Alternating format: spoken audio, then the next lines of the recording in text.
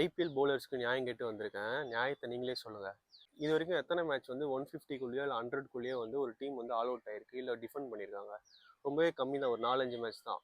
ஒரு ஸ்டாட்ஸ் ஒன்று பார்த்தேன். 2008லேருந்து 2022 வரைக்கும் 133 டைம்ஸ் வந்து 200+ அடிச்சிருக்காங்க.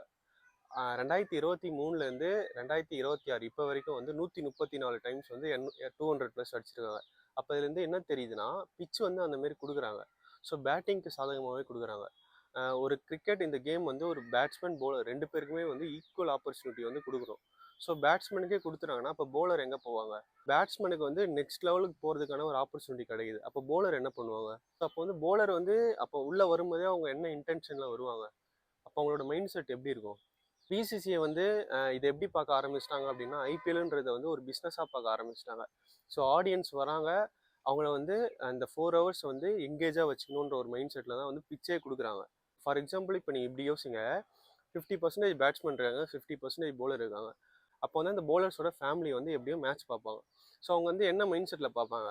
ஸோ எப்படியும் அடிக்க தான் போகிறாங்க பேட்ஸ்மேன் அப்படின்ற மைண்ட் செட்டில் தானே பார்ப்பாங்க. ஸோ அவங்க நெக்ஸ்ட் லெவலுக்கான போகிறதுக்கான ஒரு வாய்ப்பே இருக்காது அந்த இடத்துல. ஸோ ஒரு ஆடியன்ஸ் பாயிண்ட் ஆஃப் வியூ வந்து யோசிச்சா, கிரிக்கெட் தெரிஞ்சவங்க மட்டும்தான் வந்து ஒரு பவுலர் விக்கெட் எடுத்தால் வந்து செலிப்ரேட் பண்ணுவாங்க. மற்றபடி பார்க்குறவங்க எல்லாருமே நிறைய பேர் என்ன பண்ணுறாங்க அப்படின்னா, 6-4 அது வந்து ஆப்போனண்ட்டே அடித்தாலுமே அதை வந்து என்ஜாய் தான் பண்ணுவாங்க. ஸோ அதுக்காக தான் வந்து பிசிசிஐ வந்து ஃபுல்லாக வந்து பிச்சை வந்து எப்படி கொடுக்குறாங்கன்னா, ஃபுல்லாக பேட்டிங் சாதகமாகவே கொடுக்குறாங்க.